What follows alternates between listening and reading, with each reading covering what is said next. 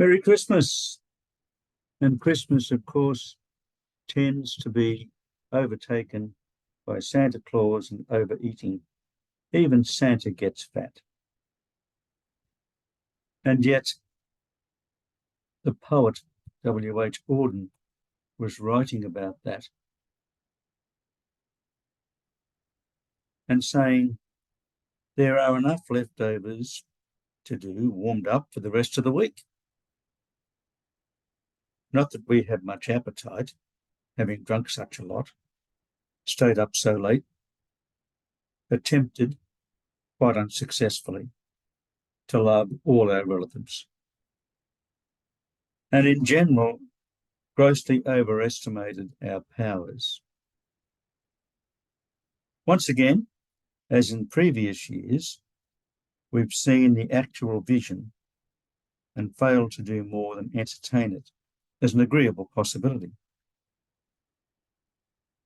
Once again, we have sent him away. Who is this him? Auden was really talking about the fact that Christmas is named for one person whom we know something about, but not everything, by the witness of others, who had a life that has still have a memory 2,000 years later. Every life is important, and it makes us think, I wonder what our life will be remembered for in years to come.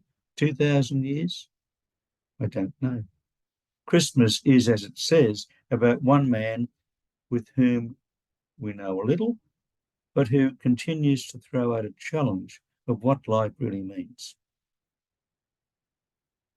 It's uncertain whether the date of 25th of December was because Christianity, which was begun in Israel and moved to Rome, imitated the Roman feast of Saturnalia, or whether, on the old calendar, the Jewish celebration of Hanukkah was more the reason for settling on the date.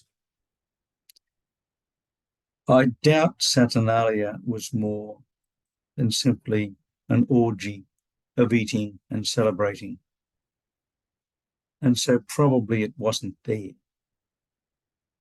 On the other hand, if its roots are in the Jewish traditions, then it echoes deep human sentiments. One of our Jewish Viktor Frankl members shared on Facebook recently her son writing of Hanukkah. What does it mean? He said, number one, don't be ashamed. A candle in the dark shines out. Each life shines out. Number two, realize the effect we have. One small source of light transforms darkness. And we have plenty of darkness in the world to try to transform. So once again, back to Auden. Once again, we've sent him away, he says, begging, though, to remain his disobedient servant, the promising child who cannot keep his word for long.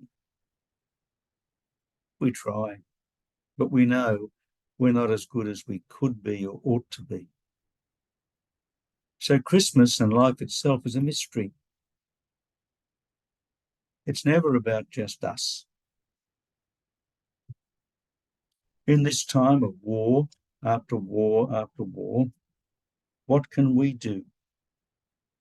It's never about just us, but what gives me hope and courage is that individual people can sometimes do something significant. The example of Christmas on the Western Front in 1914 gives me hope, when spontaneously both sides came out of trenches, threw down their weapons, and embraced each other. If only that could have continued, how the world could have been different. It was such a significant event that it merited a memorial eventually. Unfortunately, orders took over and back we went to the trenches to fight each other for whatever reason. We're asked to take sides and to condemn. We're asked to decide that we're one or the other. And yet, that's not really true. There are only good people and bad people. I'll share with you something that Viktor Frankl said when he went to the Holocaust Memorial in Vienna.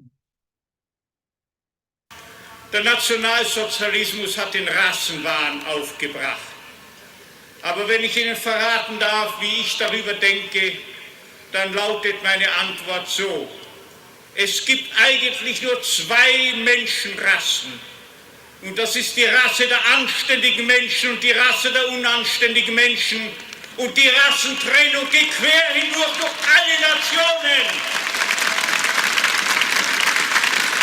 Und innerhalb jeder Nation quer hindurch durch alle Parteien und alle Gruppierungen sonstiger Art.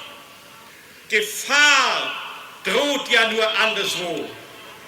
Die anständigen Menschen sind in der Minorität. Die anständigen Menschen waren immer eine Minorität und werden, glaube ich, auch immer eine bleiben. Aber die Gefahr liegt ja anderswo. Die Gefahr liegt dort, wo ein Regime, wo ein politisches System die unanständigen Kerle an die Oberfläche schwemmt und mit anderen Worten dafür sorgt, dass die negative Auslese einer Nation ans Ruder kommt. Das ist die eigentliche Gefahr. Aber davor, meine Damen und Herren, ist von vornherein keine einzige Nation gefeit. Und in diesem Sinne wage ich die Behauptung, dass grundsätzlich jede Nation holocaustfähig ist.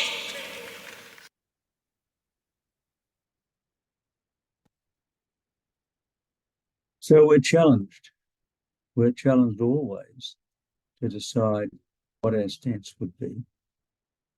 We're challenged always to decide whether we are his disobedient servants and remain so, and how to live up to those values.